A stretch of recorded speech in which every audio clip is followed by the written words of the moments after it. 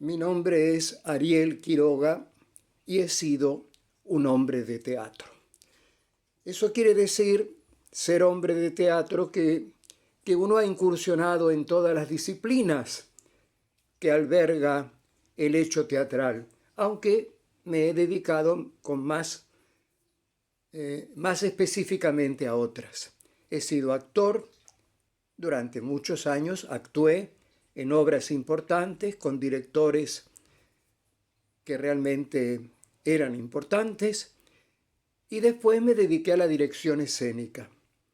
Y allí puse en escena a lo largo de más de 20 años obras que significaron hechos trascendentales para el teatro de Buenos Aires, la ciudad donde nací. Recuerdo sobre todo una que fue considerada el mejor espectáculo de la capital federal, de Buenos Aires. El viaje de Georges Chehadé, un autor libanés radicado en Francia, que le toma el pelo a los ingleses, a su manía, digamos, colonialista, y que a los argentinos nos ha perjudicado bastante al no querer restituirnos las Islas Malvinas. El viaje fue una obra considerada por la crítica como un hecho casi milagroso en el teatro de nuestro tiempo. Una obra, decía la crítica de uno de los diarios importantes, La Nación, que nos permite creer que todavía la primavera existe. Una obra muy poética, que durante muchos años yo seguía estrenando obras y cuando se me quería criticar bien, no siempre, se decía Ariel Quiroga, el director del recordado El Viaje. No sé si lo dije, porque mi memoria tiene sus altibajos, digamos, pero hace un mes cumplí 85 años. Es una edad que da para pensar mucho en que la vida ha quedado atrás y lo que viene por delante es un signo de interrogación. Y que bueno, lo que venga, poco, mucho, será bienvenido, mientras la mente funcione. Y es una época, la de los 85 años, para enhebrar recuerdos, porque hay mucho vivido que vale la pena recordar. Y sí, todas las obras que puse en escena fueron desafíos, fueron experiencias valiosas. Nunca elegí textos vulgares, digamos. Siempre obras que dejaran algo al público y a los que le hiciéramos.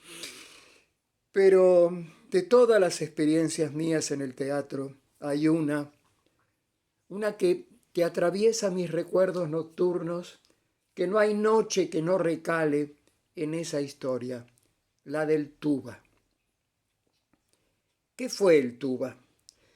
El tuba empezó siendo un grupo teatral formado por estudiantes universitarios de todas las carreras que se cursan en el ámbito de la Universidad de Buenos Aires a mediados del año 1974.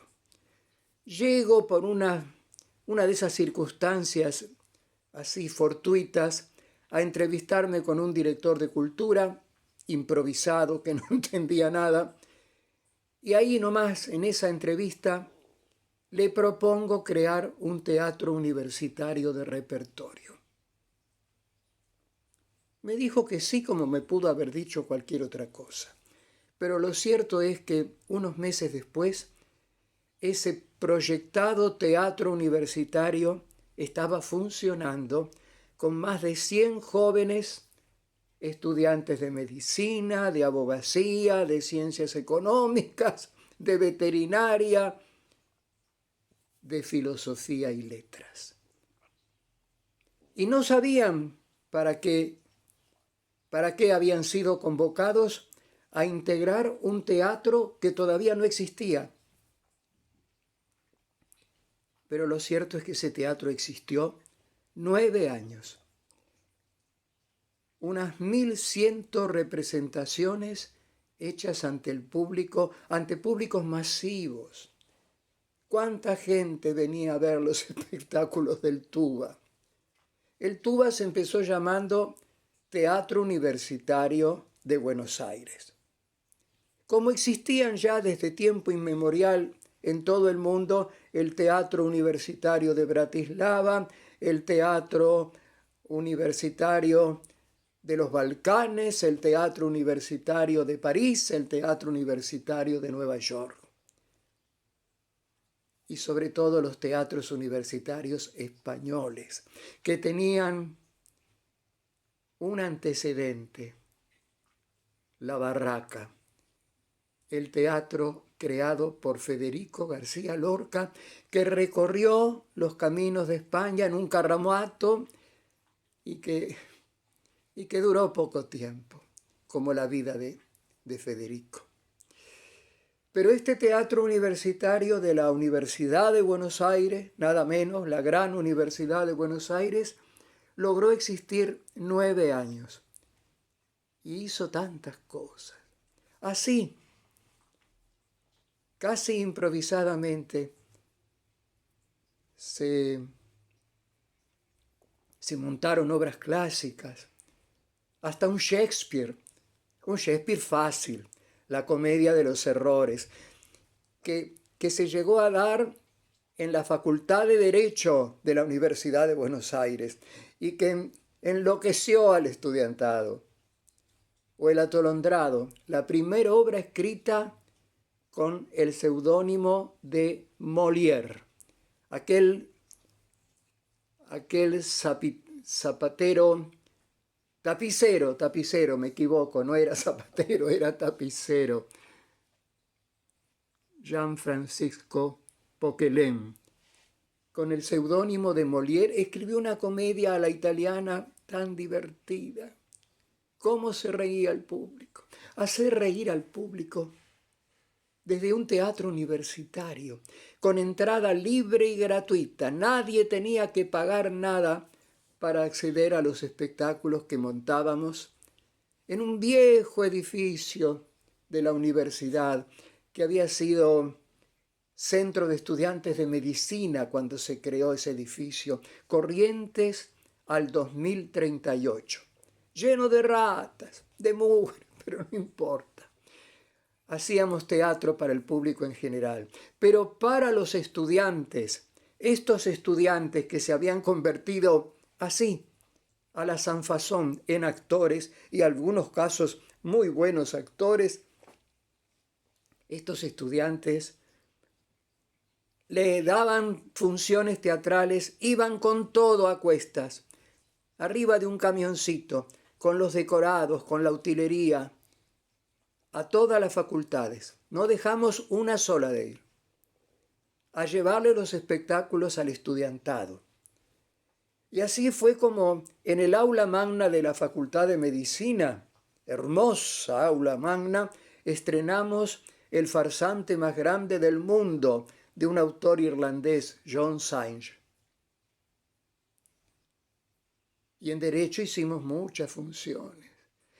Y en Ingeniería, en la Facultad de Ingeniería, en la sede de allá del Bajo, ese edificio tipo griego, hermoso edificio, ahí en Ingeniería hicimos La suegra de un autor latino de los comienzos de la Roma latina, La suegra de Terencio. Terencio era uno de los autores favoritos de los teatros universitarios españoles en el medioevo. Representaban a Terencio. Y este teatro universitario que yo creé en 1974 representó a Terencio en la Facultad de Ingeniería.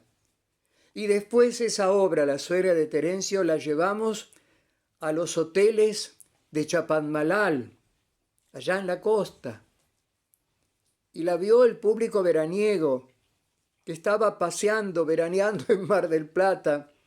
La llevamos a un hotel de Chapadmalal.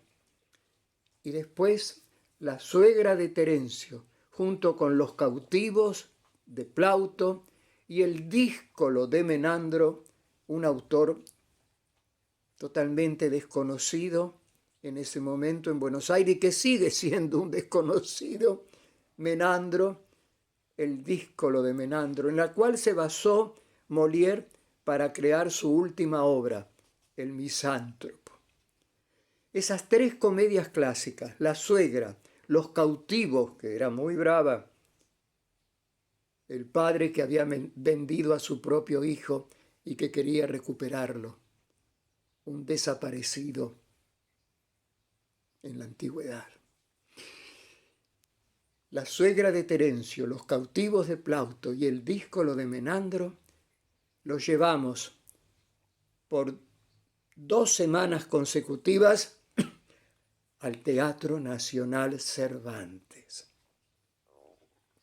¿Se dan cuenta, amigos de hoy, de mis 85 años con quienes estoy compartiendo, amigos que no conoceré, amigos de todo el mundo que viajan por las rutas de YouTube?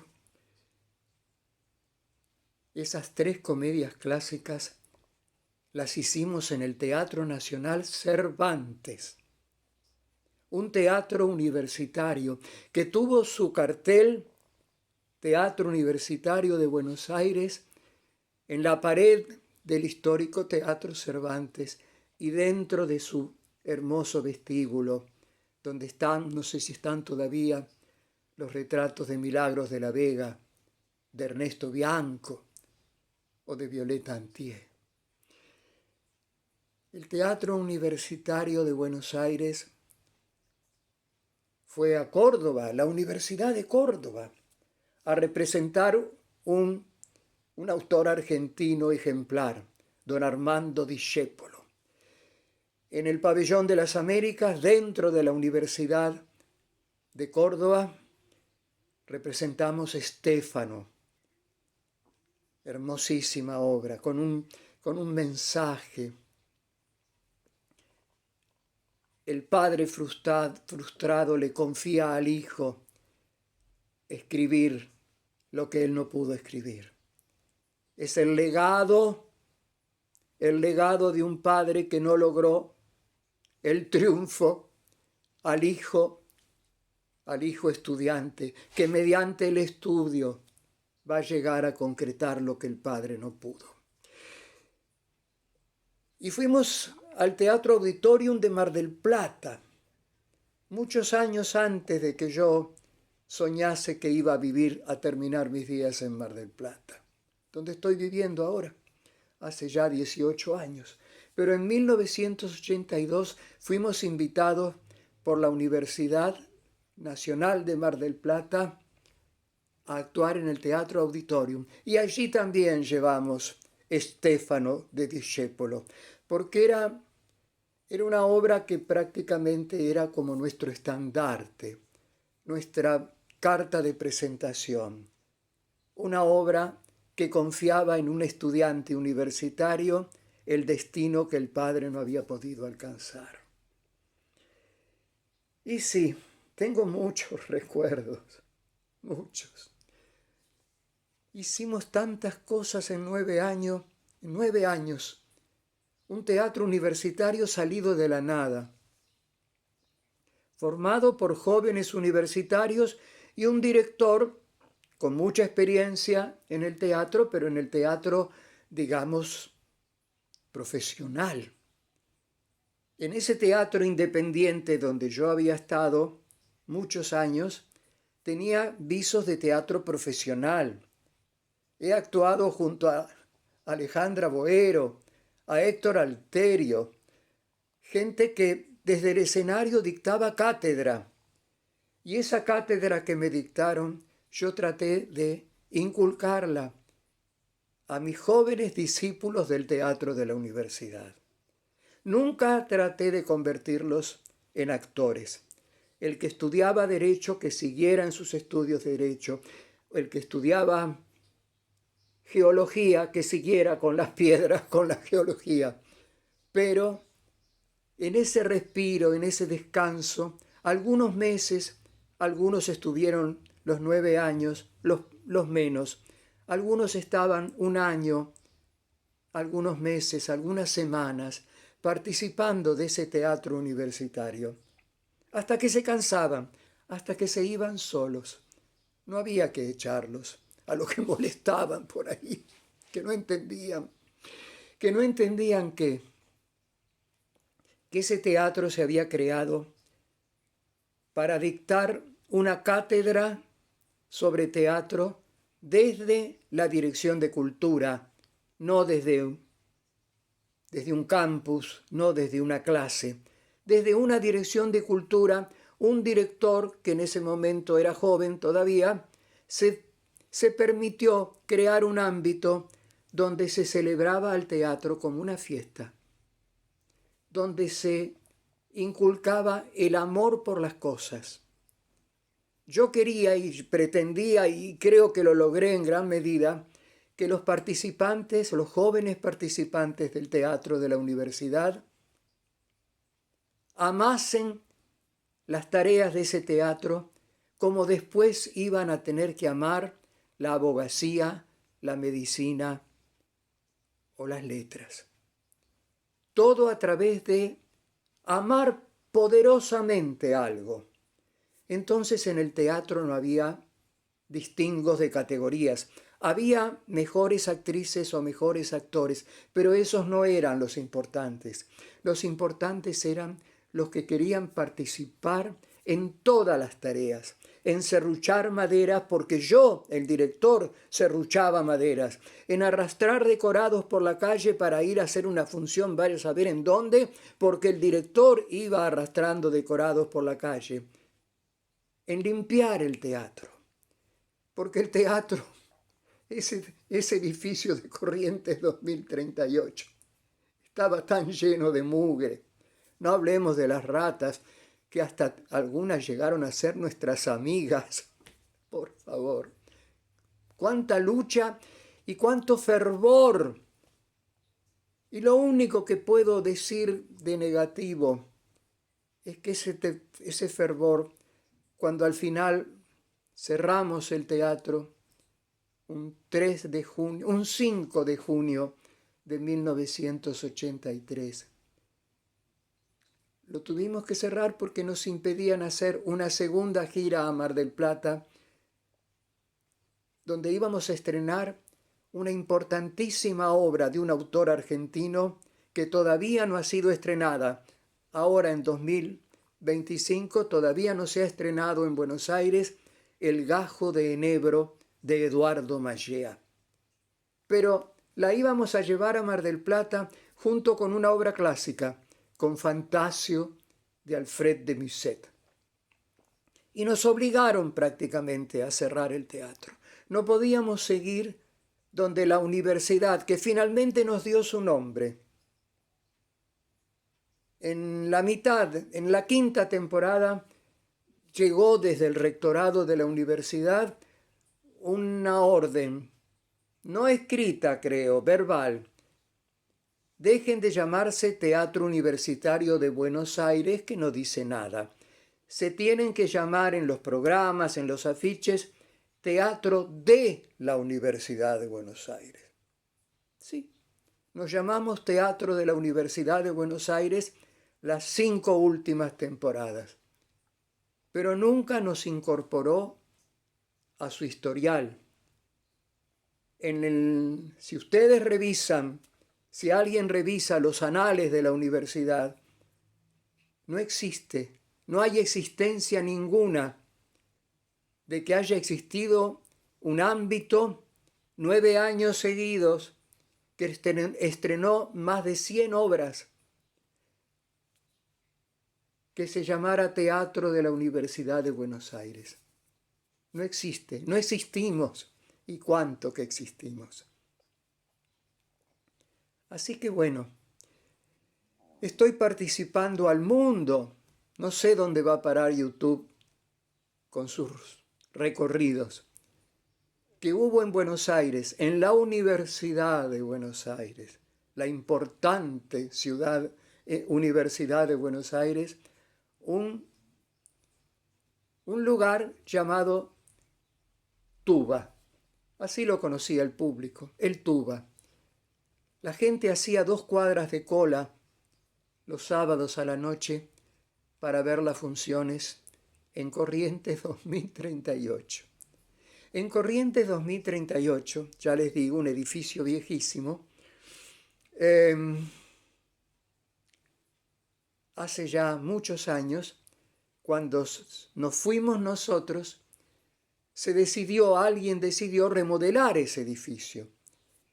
Y en ese edificio, hace muchos años, funciona el Centro Cultural Rector Ricardo Rojas de la Universidad de Buenos Aires.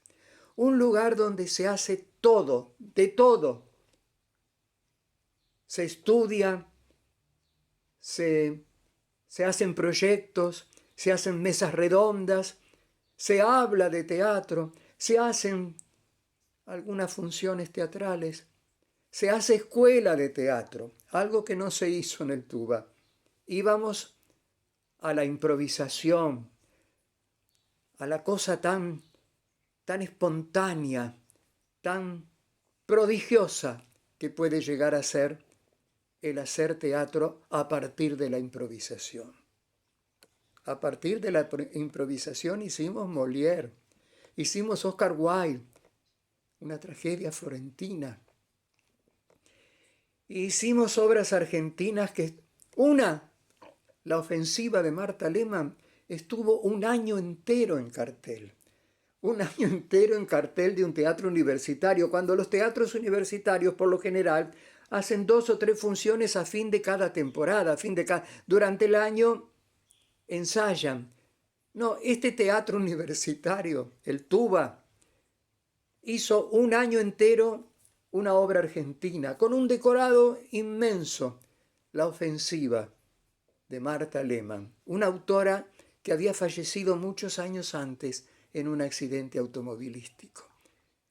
En la tercera temporada del Tuba estrenamos una obra argentina de una autora fallecida.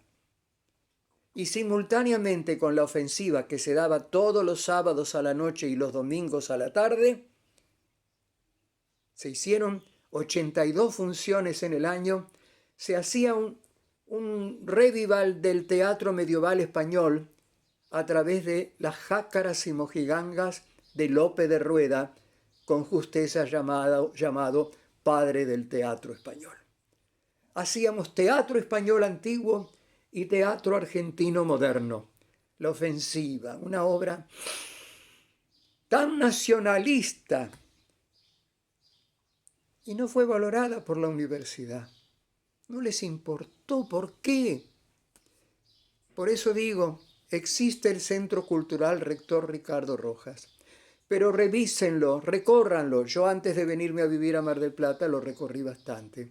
No hay ningún indicio de que ahí, en ese mismo espacio terrenal, haya existido un teatro universitario de repertorio que montó más de 100 obras a lo largo de 9 temporadas consecutivas, que viajó por todas las facultades llevando sus espectáculos para que el estudiantado recibiera el teatro en su propio ámbito de estudio, y que recorrió el interior. Fuimos a tantos lugares, a lugares precarios como un cuartel de bomberos en Florencio Varela, una localidad del sur de Buenos Aires.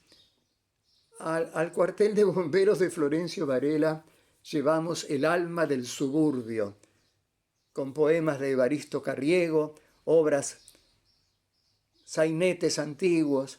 El alma del suburbio lo llevamos a Florencio Varela y montamos el escenario así nomás, porque no había escenario. En un cuartel de bomberos no hay un escenario. Ahí hicimos la función. Hacíamos la función en cualquier parte, porque el teatro puede vivir en cualquier parte, porque el teatro nace en el momento en que alguien abre la boca y empieza a pronunciar un texto teatral.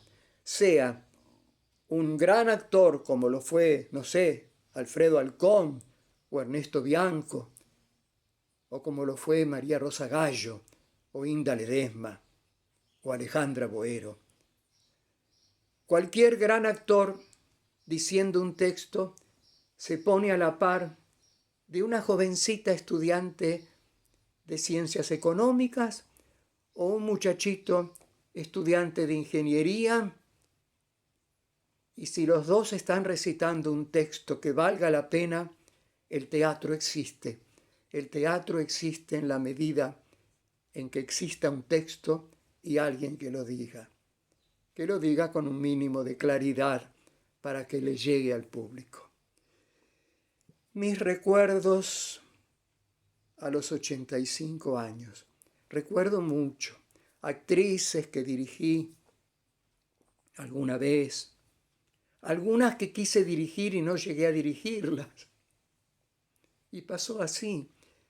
Pero entre todos mis recuerdos nocturnos, el que más aflora es el del Tuba, el Teatro Universitario de Buenos Aires, que llegó al escenario del Cervantes, haciendo repertorio, 3 obras a la vez, un día cada una, obras clásicas, pero que también actuó en parroquias, en escuelas. Actuábamos en cualquier parte.